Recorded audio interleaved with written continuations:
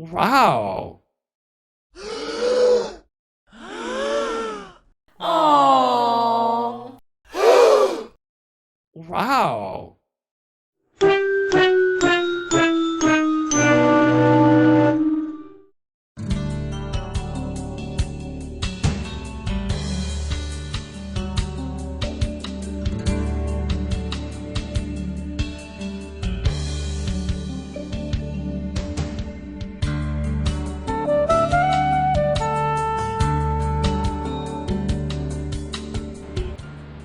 Hello, in this episode, I'm going to talk about why some Chinese from the mainland come across as rude or don't have manners, based on my own experience and loads of reports on the social media and on the YouTube. I will also share what I think is the proper way to behave in public.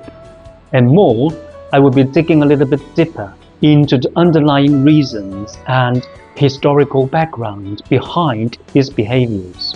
What kind of mindset leads to bad manners? This video might offend some people, especially those people from the mainland, even though they don't have access to Google or YouTube.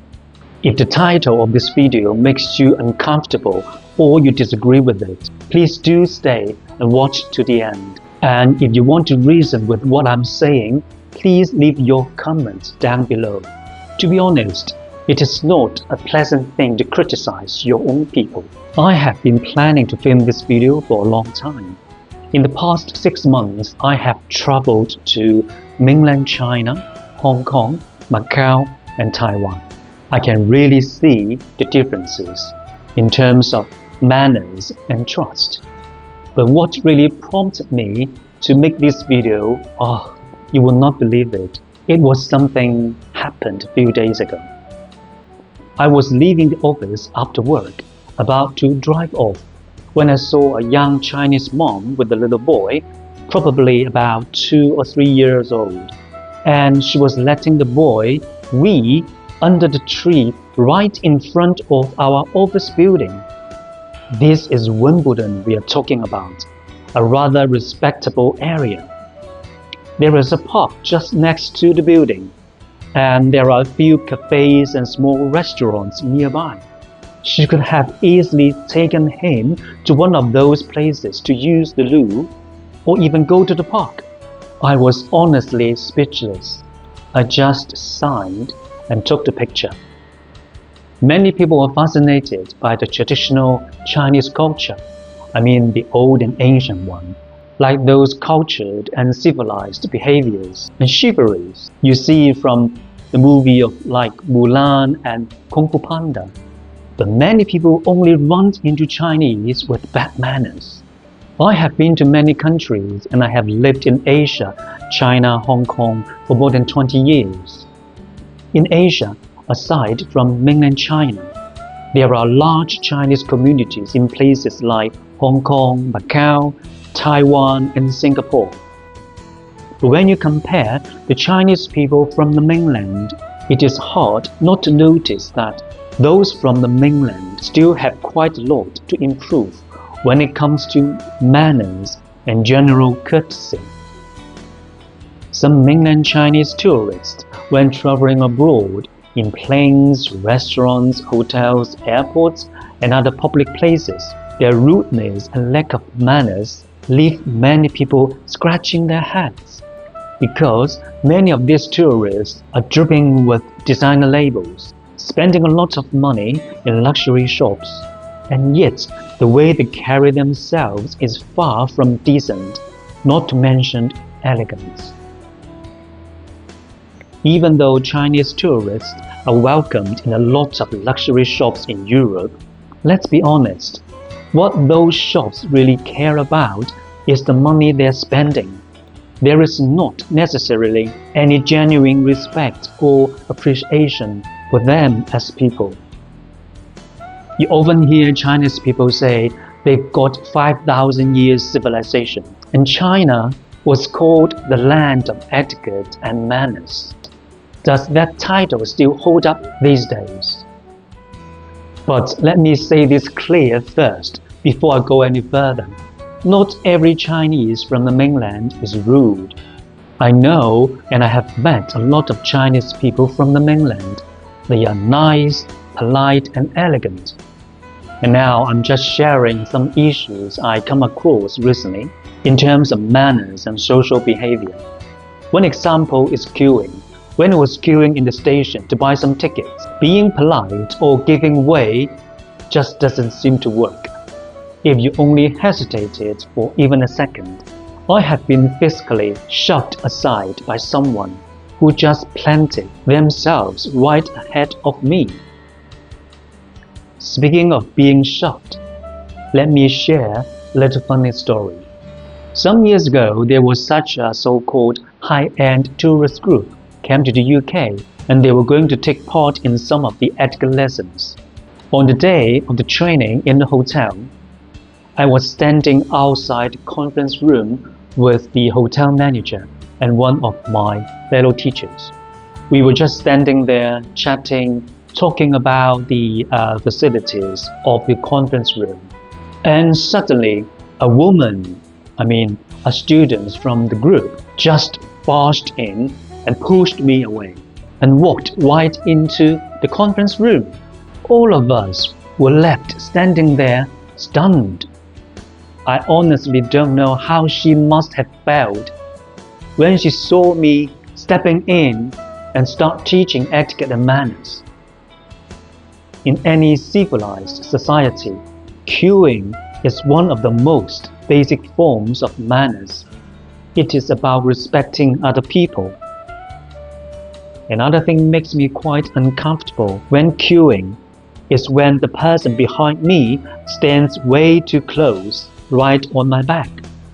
There is just no sense of personal space. Now, what is personal space? It is basically the area of about 30 centimeters around you that you don't feel someone else's body heat or breathing. That's your little zone of comfort and hygiene, really. Unfortunately, in China, that kind of space can be hard to come by. There are just too many people and not enough rooms. I totally get that.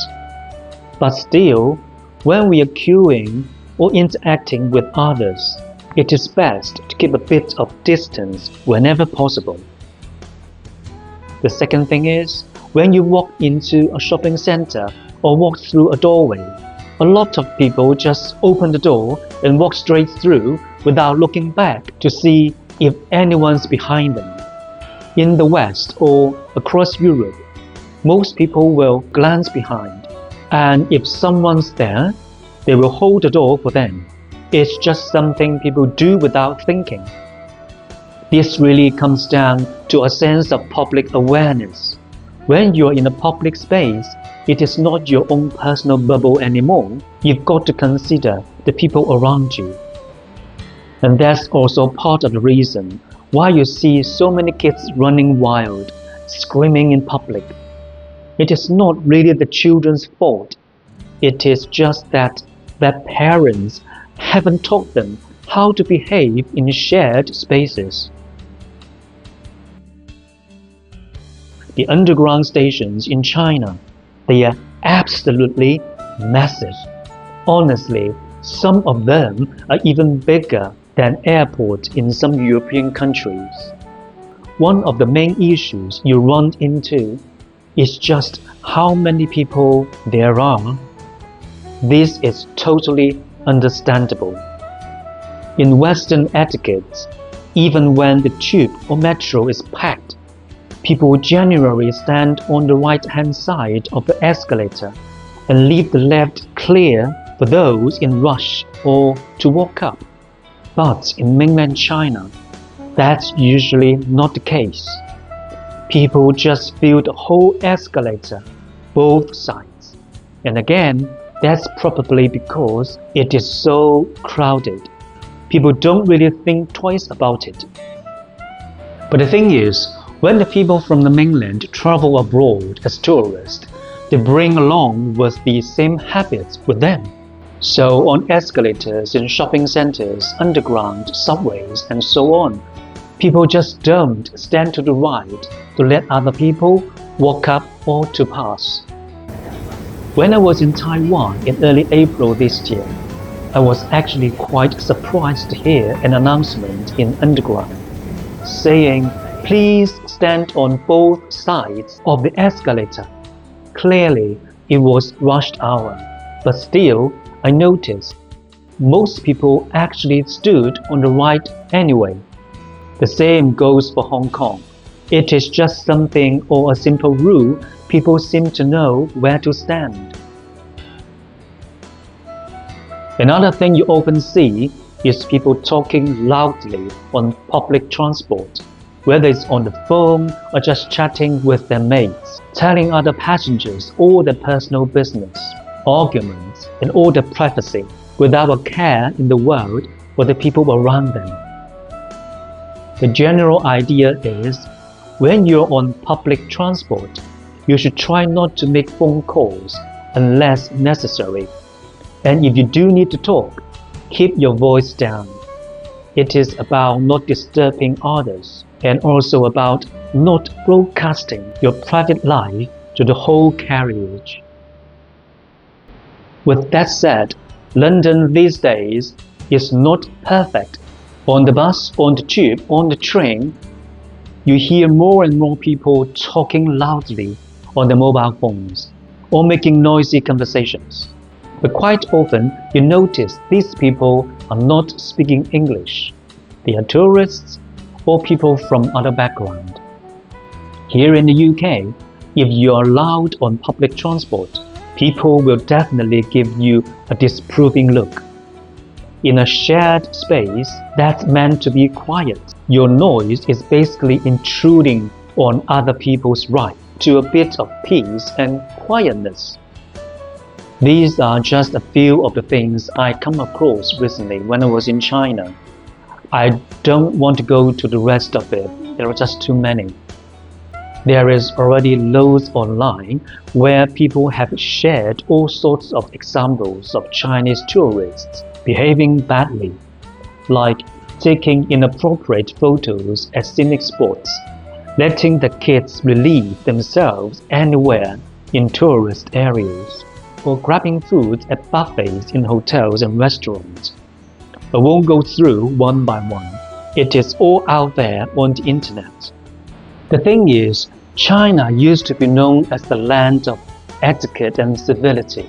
There were rules for how to eat, how to treat other people, and etiquette and manners for travel. Even there are rules for how to eat, how to sit, and how to sleep properly.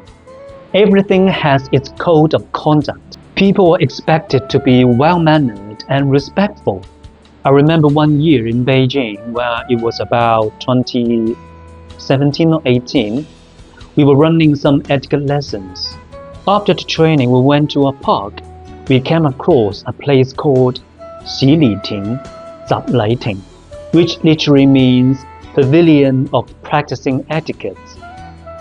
That really shows how much importance was placed on manners, courtesy, and proper upbringing in traditional Chinese culture. Now, let me talk about what's really behind all these bad behaviors and bad manners. For young people with a Chinese origin, for Westerners, for non-Chinese, it can be quite hard for them to understand what they are seeing if they don't understand or don't know the historical and political backgrounds. Over the past 30 years, China's economy has grown incredibly fast. But let's be honest, the rest of the world still holds a few negative impressions of Chinese people from the mainland. You might say, well, that's just because of a small number of badly behaved tourists. But even so, you don't really see that kind of news or complaints about Singaporeans, Hong Kongers, Japanese or Taiwanese travelers, do we? And worse, when some mainland Chinese tourists get caught, they would claim to be Japanese or people from Taiwan. That's really bad. And I'm just not making up all of this based on what I've seen online. I was born in mainland China near the end of the Cultural Revolution and lived there for a good part of my life. And I have also lived in Hong Kong and traveled to more than 20 countries and seen many places in Asia. So I would say I've got a pretty solid understanding of the mindset of the people from the mainland China. Some Westerners or people from the developed countries and regions might think this is because of the upbringing and bad education. But there are more important factors being ignored or not to their understanding. Let's start with a bit modern history. After the Qing dynasty came the Republican era, the Republic of China. And during the period, China actually went through quite a civilized phase. There were lots of scientists, writers, well-known gentlemen, and many cultured and graceful ladies of high society. Even though then China was still poor and undeveloped. I want my child not only learn proper Chinese, but also get a better understanding of traditional Chinese culture. We actually asked a friend to help us get hold of a set of primary school textbooks in Taiwan from that Republican era. And honestly, when you look through these textbooks, you notice how much emphasis they placed on things like family values, respect, good manners, and how to behave towards others. It was all woven into the basic education. It had a real warmth to it, a kind of nurturing approach that passed on the best parts of traditional Chinese culture to children. When it comes to modern history, we all know that mainland China went through numerous political movements during the 1950s, 60s, 70s, and even until today you might not know.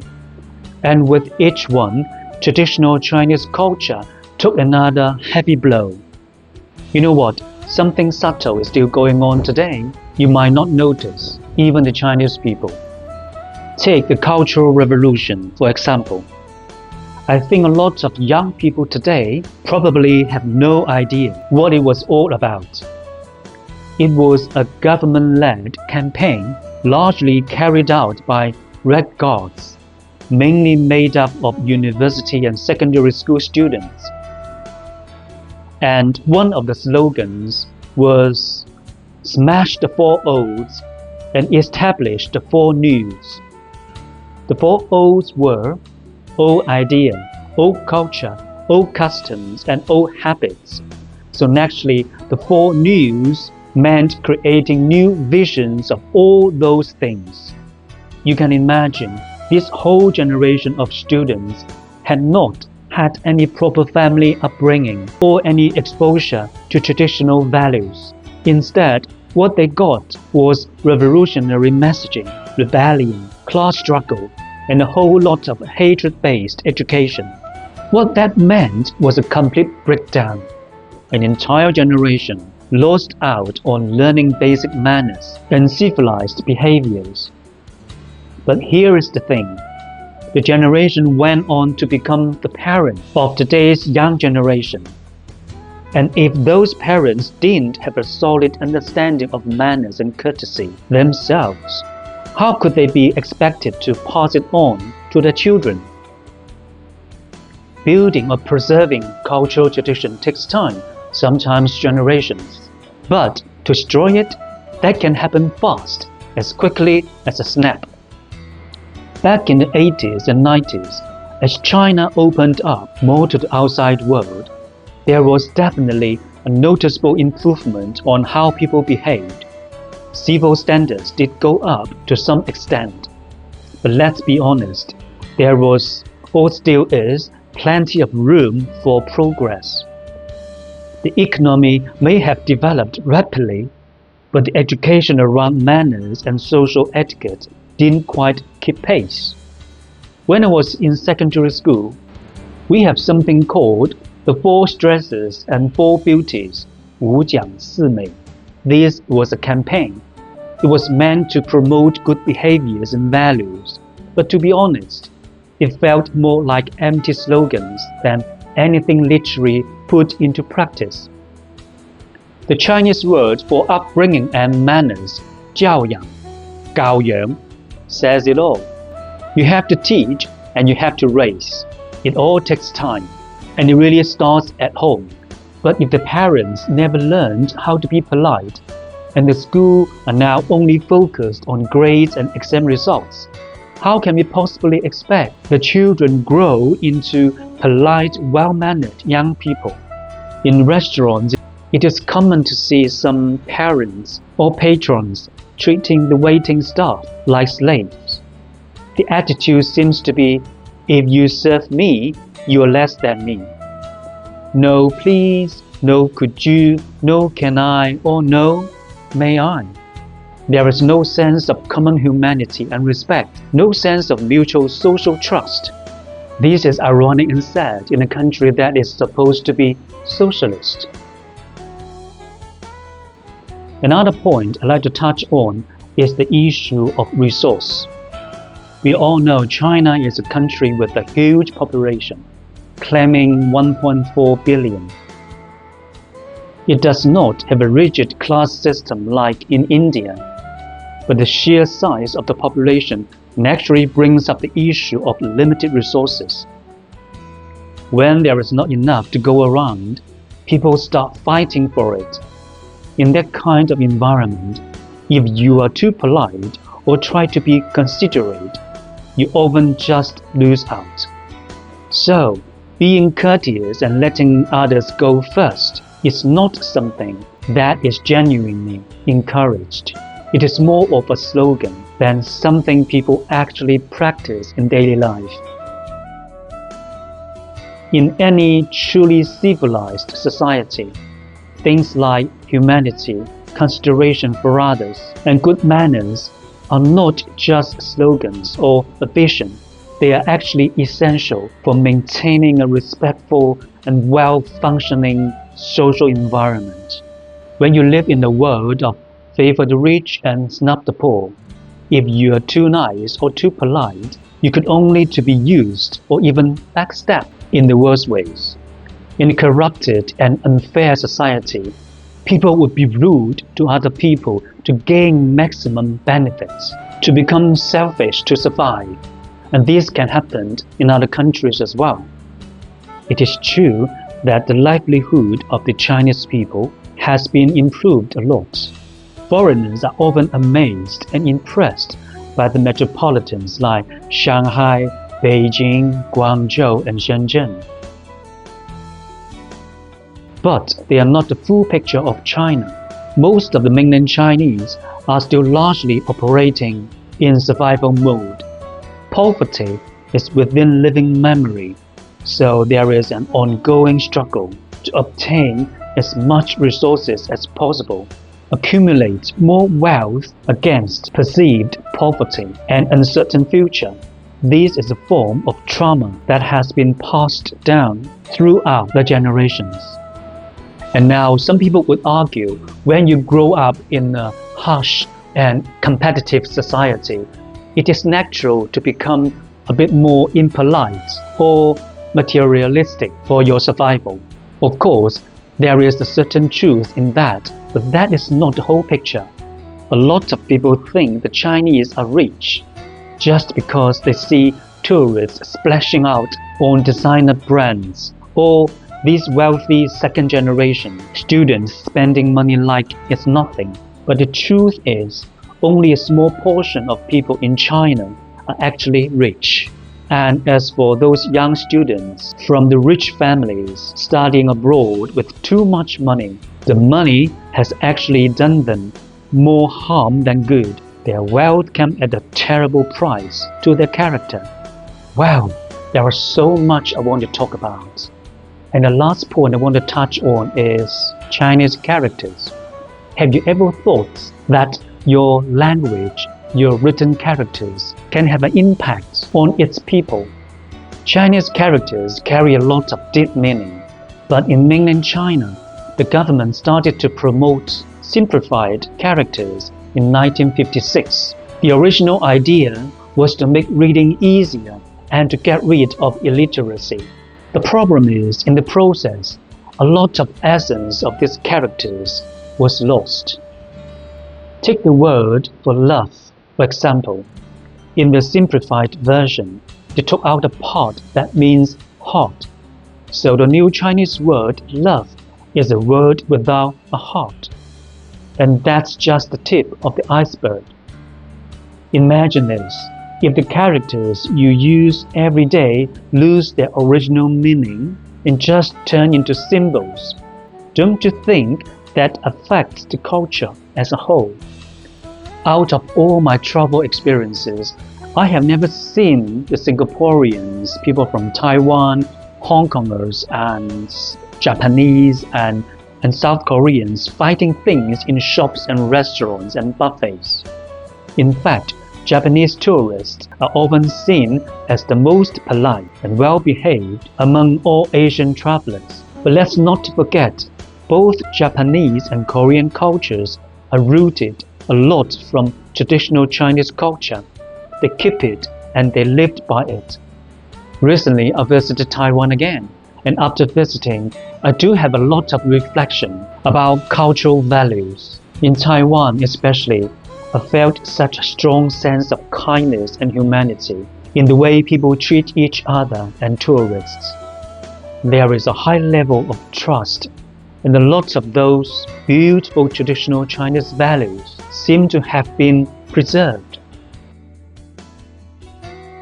A truly civilized society is one that rooted in humanity, respecting others' rights, being mindful of others' feelings, and maintaining self-discipline in public spaces. So for mainland China to reclaim the title of the land of etiquette and manners, I think there is still a long road ahead. So that's what I wanted to share with you today. If what I have said has kind of offended you, all I can say is I am just being straightforward and honest. But if you think what I said today makes a point, I do hope you can like, subscribe, and leave a message or a comment. I really want to know your thoughts.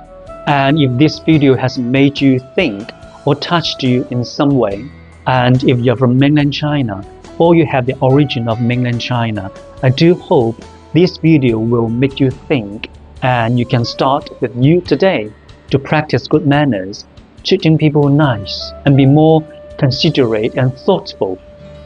I sincerely hope one day mainland China will rediscover its rich and beautiful traditions and cultures in etiquette and manners. And then wherever they go, they will be met with genuine respect and admiration. Thank you for watching. I will see you in the next video.